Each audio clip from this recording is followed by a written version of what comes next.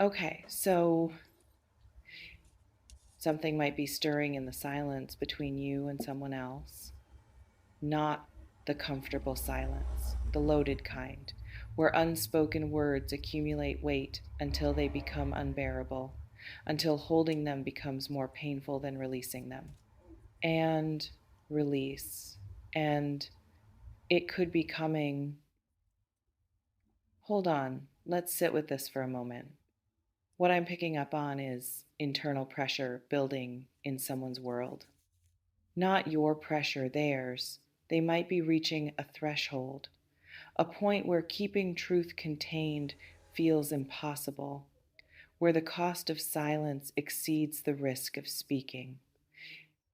And when that threshold gets crossed, confessions spill out, sometimes gracefully, sometimes messy, but they spill.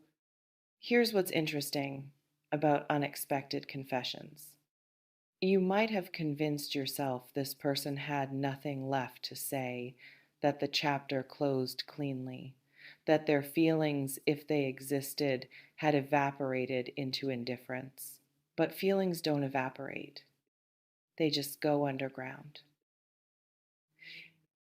And what's underground doesn't disappear, it ferments, intensifies, grows roots, until one day the soil cracks open and something emerges that looks nothing like what got buried. That emergence could be approaching now.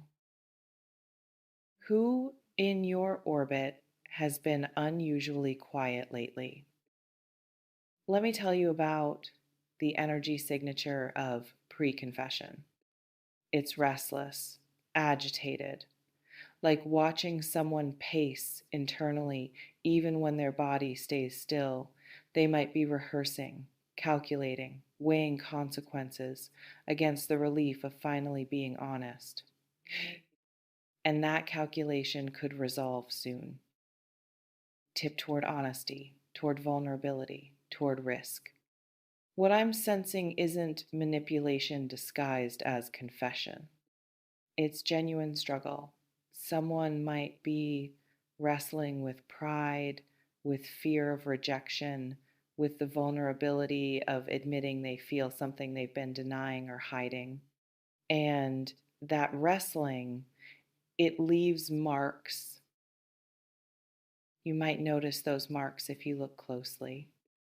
Changed energy, different eye contact, hesitation where there used to be ease, distance that feels more like protection than indifference, protection from their own feelings, not from you. Here's what makes this a miracle rather than just a surprise. Miracles shift trajectories. They don't just deliver information, they open pathways that seemed permanently sealed. They restore possibility where resignation had settled. And this confession, if it comes, might do exactly that. It could crack open a door you thought had been welded shut. Let's talk about timing for a moment, because confessions rarely arrive when we're actively waiting for them. They tend to show up when we've made peace with their absence, when we've built lives that don't depend on hearing them. And that timing isn't cruel. It's actually perfect, because receiving confession from a grounded place feels different than receiving it from desperation. You might be in that grounded place now, which means whatever gets confessed won't destabilize you the way it would have months ago. You can hear it clearly, assess it honestly, respond from strength rather than need. That groundedness changes everything. Let's see what else is here. I'm picking up on something about the content of this potential confession. It might not be what you've been imagining, if you've been imagining anything at all. The words could surprise you not just by arriving, but by what they contain: depth, you didn't know existed, feelings that outlasted your awareness of them, or perhaps clarity that took them time to reach, understanding that required distance to crystallize, realizations they couldn't access while in close proximity. Sometimes separation clarifies rather than erases. And clarity can sound like confession when it finally gets voiced.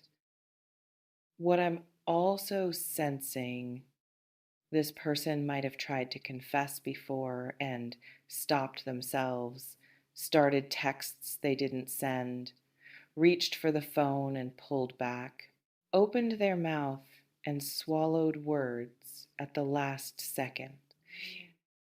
Those almost confessions create energy accumulation, pressure building, momentum gathering, until finally the dam breaks. And when dams break, what pours through can be overwhelming, not in volume necessarily, but in intensity, in concentrated truth that's been compressed by containment. Are you prepared to hold space for intensity without immediately responding? Here's something important about miraculous moments: they don't automatically resolve everything. Confession creates opening, but opening still requires navigation. Someone telling you truth doesn't obligate you to do anything with that truth except acknowledge it. You get to decide what happens next. Not immediately, not under pressure, in your own time. I'm sensing that this confession could involve regret, not performative regret, genuine reckoning with choices made, with opportunities missed, with their own fear or pride or confusion creating distance they didn't actually want. And voicing that regret might be harder for them than you realize. Because regret requires admitting error, vulnerability, the possibility of rejection now compounded by having already rejected or withdrawn themselves.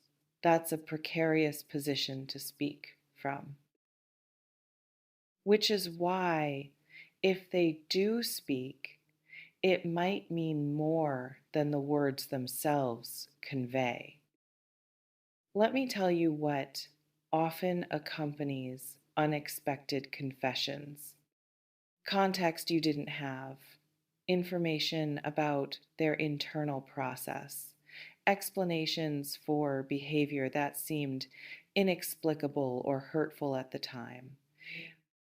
And that context could reframe your entire understanding, not excuse it. Context isn't the same as justification, but it might help things make sense in ways that bring peace rather than just explanation. What would shift for you if you understood their perspective more completely? Here, I'm picking up on something about your own readiness, because miracles require reception. If your heart is completely closed, completely defended, completely resigned, confession might bounce off rather than land. But if there's even a crack of openness, even the smallest willingness to hear without immediately judging or protecting, that crack is enough. I'm also sensing something about third-party influence. This person might have received encouragement from someone they trust, advice, perspective that helped them see clearly what fear had been obscuring. And that external support could be the catalyst for internal courage. Sometimes we need witnesses to our truth before we can speak it directly. What I'm picking up on about the delivery, it might not be polished. This person could stumble start sentences they don't finish, circle around the core truth before finally landing on it. Use more words than necessary because precision feels impossible when emotion is high. And that messiness might actually be evidence of authenticity. Rehearsed confessions sound different than spontaneous ones. And while they might have rehearsed in their mind, the actual moment could dissolve all that preparation, leave them raw and unrehearsed in front of you. That rawness is valuable. Even if it's uncomfortable to witness, let's talk about what happens after confession. Because the moment itself might feel climactic, but it's really just a beginning, an opening. And what gets built in that opening depends on both people. You might need time to integrate what you hear, to feel your way through it rather than think your way through it, to notice what arises in your body, your heart, your gut as you sit with their words. And taking that time isn't rejection, it's responsible reception. How will you know what you actually feel versus what you think you should feel? Here's what else I'm sensing.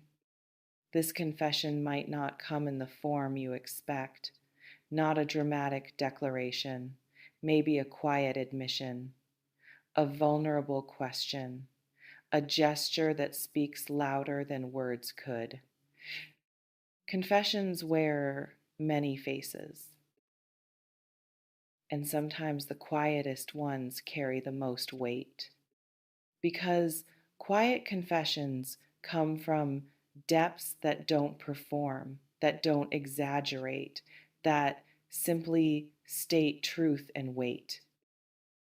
I'm also picking up on fear in this person, not just of rejection, though that's present, but fear of changing nothing, of finally being honest and discovering that honesty doesn't bridge the gap, that truth isn't enough.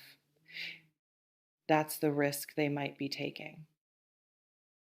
And acknowledging that risk, even silently in your own heart, might help you receive whatever they offer with compassion, whether or not you ultimately choose to meet them where they're standing. As I'm closing this reading, I want you to understand something. Miracles don't demand specific outcomes. They simply create possibility where none existed, restore movement where stagnation had settled. If this confession comes, it's creating possibility.